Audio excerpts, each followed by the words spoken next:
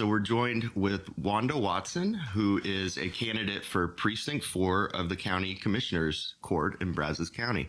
Thank you so much for coming in and coming on Think Brazos today. Well, Chris, thank you for having me. It's a privilege to be here. And, you know, anytime I have an opportunity to speak about who I am and what I aspire to do for Brazos County and Precinct 4 in particular, I'll take every opportunity. Sure. So let's talk a little bit about your background. I understand you're involved in the Democratic Party, but this is your first, foray into politics beyond party politics. Is that right? Correct. So, I retired from Texas A&M effective January 2016, but I was always an active Democrat. I was a precinct chair. I always block walked and campaigned and did different things for the Democratic Party. So once I retired, the previous county chair was stepping down. So I thought, well, I'm really active because I'd started working elections, became an election judge. I thought, okay, she's stepping down.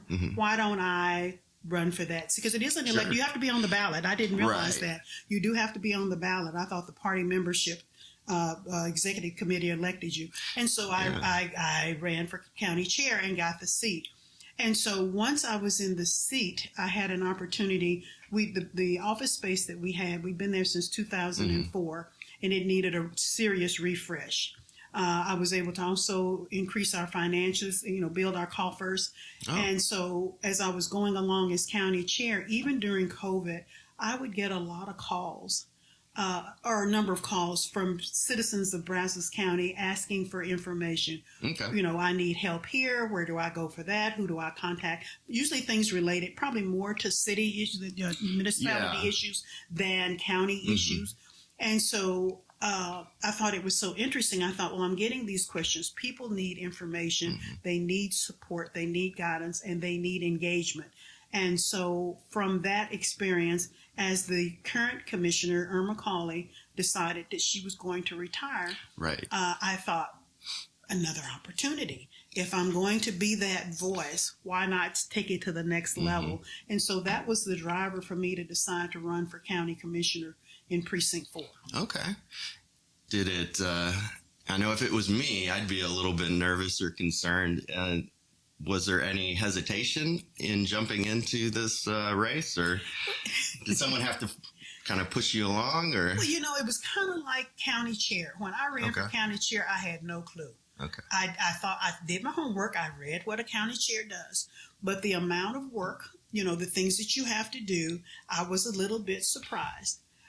So I was sort of, because I knew that I had stepped into the unknown for that, stepping into the unknown for what it means to run for office.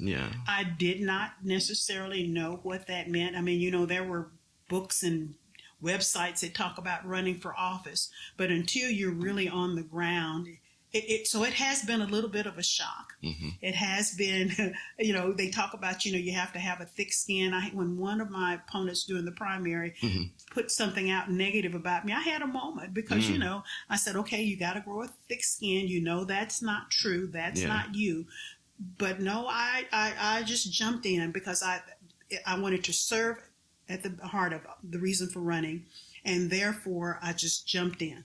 Now, I've had moments where I thought, why did I put myself into this? Right. But I'm in it to win it. Okay.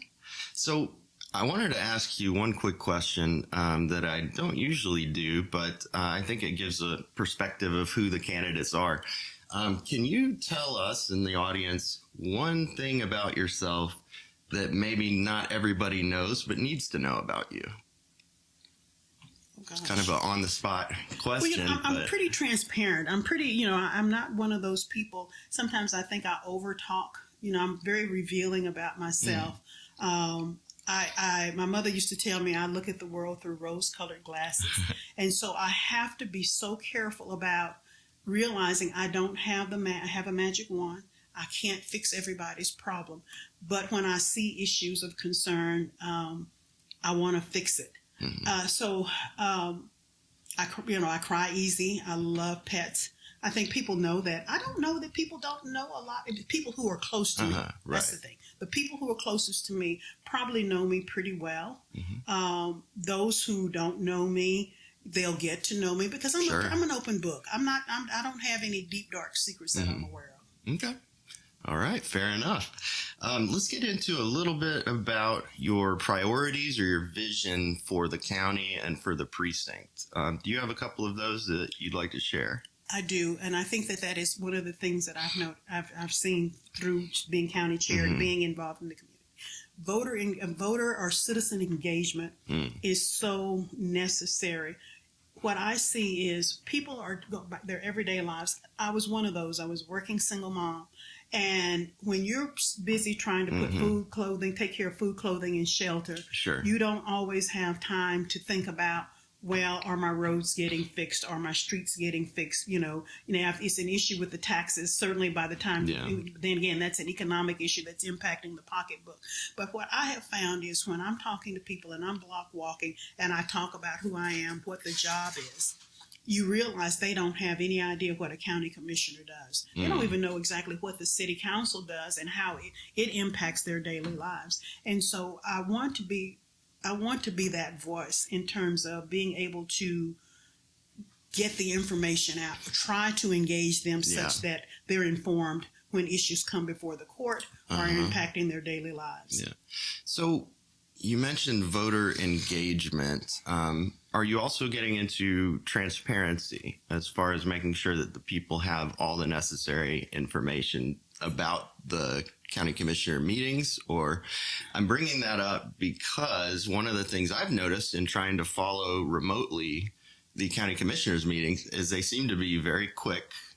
They seem to not a lot of discussion all the time. And so I didn't know if I didn't know if the voters get a real sense of what the decisions are. Well, even when you attend them, they're real quick. Yeah. You're looking at item number so-and-so, and they say item, whatever the issue is, approval to clean or to pave a road, item 1, 2, and 3, and they just say item A, B, C, and 3, move approval. I recognize that the discussion, I guess, about what that line item is, it probably is being discussed, but it's for me as a citizen, what does that mean? It might list the street.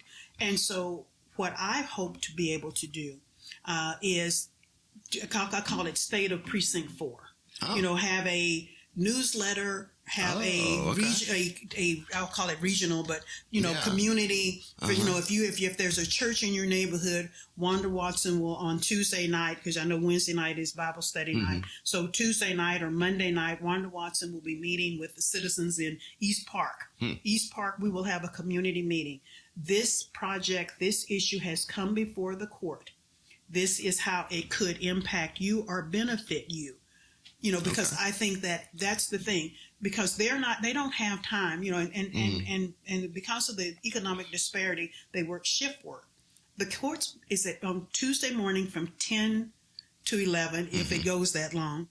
How many people do you know, even folks who are faculty members at Texas A&M, how many people do you know can be at the Commissioners Court at 10 o'clock on a Tuesday morning? Right. So it is incumbent upon me as the commissioner to be able to say, this is what's come before the court, because they need to know what's happening. And I want to be able to, it's sort of like that super park. By the time people truly engage, you're talking about the Brian, the super golf thing. Yeah. By the time, even myself, I mean, I heard about it. I knew they were moving the golf course to the Phillips Event Center, but I didn't understand. I wasn't tuned in to know what the details of that was. By the time we all engaged, saying no, no, no, no, and people would show up for city council. I realized that's a city council issue. Sure. But by the time people would show up, the bulldozers they were already breaking ground. So I hope and plan, that is my plan, if I know that the court, something has come before the court, be it funding of an issue or doing something with an issue, I plan to be that person to be because they do regional meetings.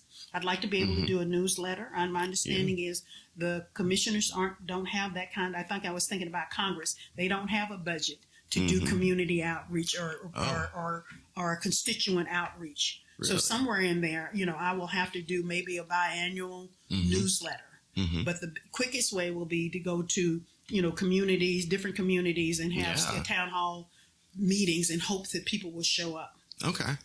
I like that and idea. it'll be an evening event, after supper, hopefully they'll have an evening event. Please come and find out what they're getting ready to do. Yeah, that's great. Another question kind of related to this. You mentioned to me when we met the other day that should you be elected, your position would be the only Democratic position on the commissioner's court. The commissioner's court. Right. How do you plan to engage with and hopefully be able to work with if you're the only Democrat and there are these Republicans on the court? Do you feel that you can, be able to meet in the middle in a sense or work with them?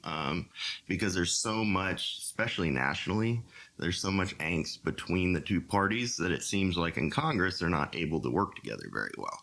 So I'm curious if you... My observation of what has transpired watching what's happening now with the current commissioner and the rest of the court, they seem to be able to be very collaborative and very amiable in their interaction. I hope that I can continue that, because one of the things that I've noticed is if you go out there, because again, I was trying to do my homework to prepare for running for, what does a commissioner do? How does that collaboratively work when there are those potential conflicts? And so I went out there and I was just doing my homework. What does it mean? What does city government do? And so if you, some of the mission statements of that, it talks about the well-being of the citizens of the county or the city or whatever it is. So if you operate from Brazos County Commissioners Court talks about what they do for the city. Number one on their job description is maintain construction and maintenance of roads and bridges. Yes. And then they have these public-private partnerships with both the cities, Texas A&M, and other entities. So within the scope of that, Precinct 4 is a part of Brazos County. Right. Within the city of Bryan. If you're saying as city officials that you want to make sure that the well-being of all citizens is considered and taken care of, that will be my starting point when I go to them with issues that I want to bring forward and ask for their support, because you can't discount it. It's a very geographically large precinct. It has over 50,000 citizens. Oh, wow. So therefore, you can't discount that. So I hope that we'll be able to work collaboratively. I will, I'm not a divisive, in your face, you bang on the table kind of person. I think if I make a respectable argument, it's not to say that I'll be a pushover, and it won't say that I will strongly voice my concerns, but I hope to be equally as collaborative as they seem to be with the current court system. Okay. On a different topic, do you see a role for county government in doing things like economic incentives to bring in businesses? I know your opponent brought that up when I spoke with him, that he sees the county, much like the cities, as needing to incentivize larger businesses to come to provide jobs in Precinct 4. Some people like that idea. Some people feel that it's not a great expenditure of resources. So I was curious about your thoughts on incentive packages. Well, again, that goes back to that public-private partnership. If you look at what they do, it is all about, you want to bring jobs. Sure. You want to bring good jobs, so that if you're going to bring the economic welfare of the county, Precinct 4 in particular, up, you've got to provide people with the jobs so that they can have a reasonable life, a comfortable lifestyle, because, there is an extreme disparity between, say, what I guess is Precinct 1 going out toward South College Station and then North Bryan, West Bryan. It is, there are some nice areas. I don't want to just say that Bryan is just, the whole city of Bryan is just, impoverished, but there are pockets. As I've been block walking and I've driven through neighborhoods, but being on the ground, you do see that. So so that's sort of where the county partners with the Economic Development Council. And so that purpose is to bring good jobs to Brazos County. Again, the commissioner has to work with that. We will be equally concerned about the well-being of the county, the well-being of its citizens. So I'm not opposed. There's some information I don't know yet, so it's hard for me to say definitively, but I believe that as a part of the government that oversees the well-being again of the county. That we have the county commissioners will have to be a part of that. I think a question came up at the forum last night about should the county pay equal as College Station as Bryan, and I don't know, Texas A&M was included in that. And there was a part of me that says yes, but then again, from a percentage perspective, the part of the government that the county is truly responsible for, I don't know if that's a fair. If it's what would be the determination of how much the county would contribute to that effort. Oh, okay. So everybody puts in something in the pot, and then they go out and they seek out companies. And so I would need to look at that. That's a study the issue. Yeah. Get an understanding. I told somebody it's sort of like if you purchase a bookcase that has to be assembled, I read the instructions. Right. So I need to read the instructions or the process of the policies or what they're trying to do a fair assessment. I don't want to just wholesale say absolutely. Sure. I kind of did last night, and then I thought about it. No, that's not how I operate. I need more information. Gotcha. Well, regardless of whether or not there's incentive packages and what the contribution of the county is, we all know that all parts of the county are growing very rapidly. There are a lot of people coming in. And one of the biggest questions we've seen as Habitat for Humanity is how does a community grow without displacing those that are already there? Have you thought at all about, your part of Bryan that you would be representing, and then also even outside of the city limits, the development pressure that's on this whole county, but specifically that part of the county? It's not an easy question to answer as far as how do you overcome that. But when it comes to growth, do you have any thoughts about how we should move forward, particularly with housing? Number one, it's so startling. Again, I was out doing some block walking yesterday, and I ended up going out toward Benchley. And I was stunned. It's sort of like truly boots on the ground opportunity. Yeah. It's one thing to drive through an area. It's another thing to actually be walking those neighborhoods. And I have been stunned at the new housing areas. As you talk about development, the new housing areas. I think on one hand that is great. My concern with the cost of housing, the affordability for those who may be making minimum wage or maybe a bit more, but again, the cost of housing that has gone up. I don't know what the solution is, because I do know, I hear that discussion where people, you're talking right, they're being displaced and they're being pushed outside of the county. Right. And that is so unfortunate. What the solution is, again, I need to do a deeper dive, because again, housing issues aren't necessarily a commissioner's court issue.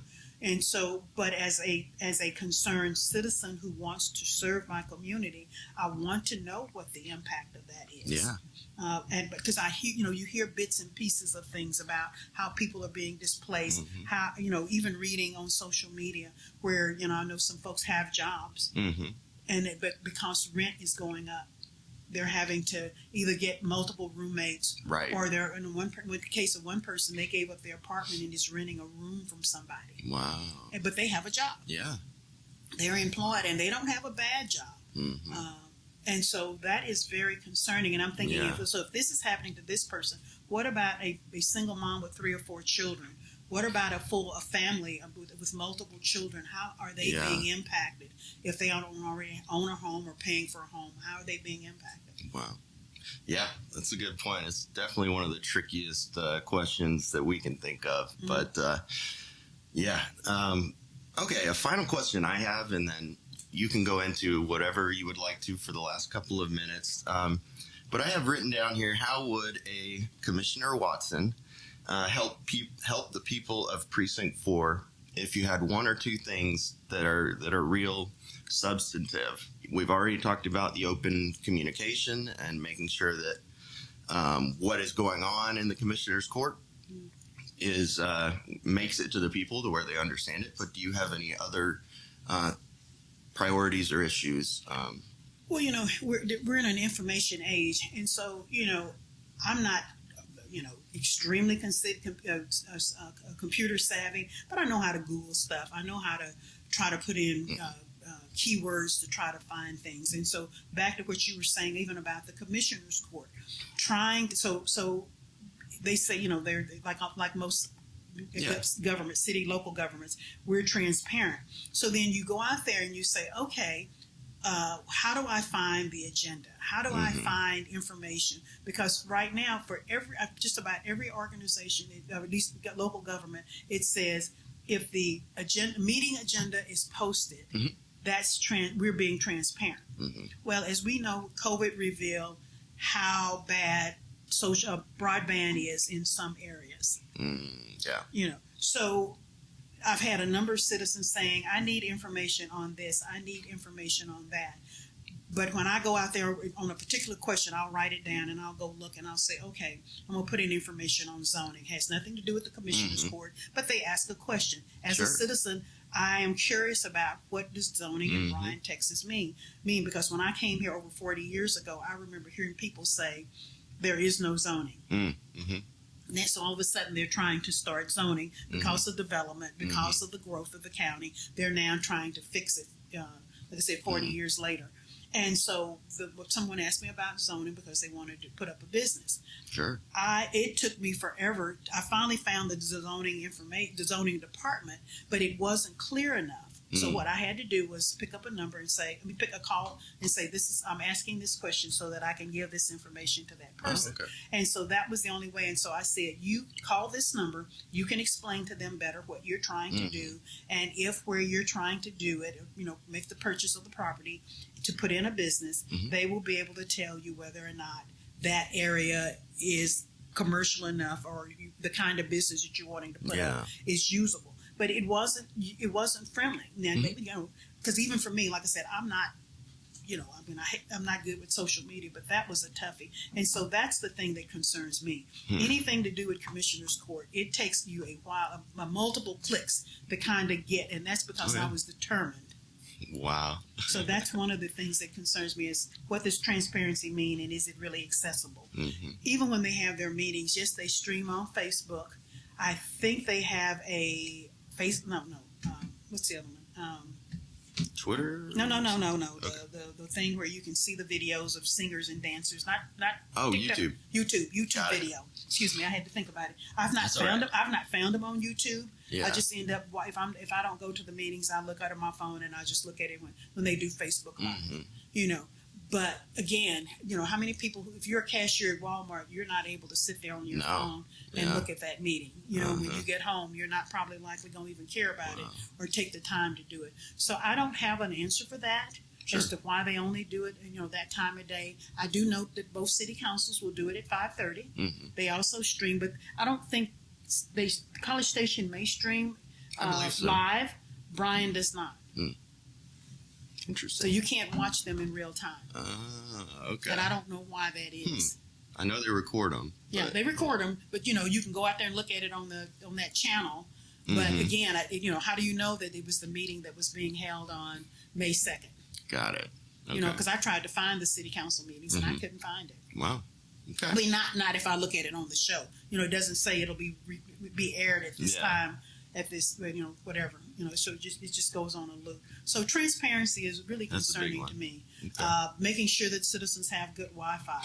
Even out by the medical school, if you go out west Villa Maria, I was at another event and people were talking about the issues of drainage and their Wi-Fi connection, their cable connections. So people have a myriad of issues. They just don't know which entity they need to go to address it. Okay.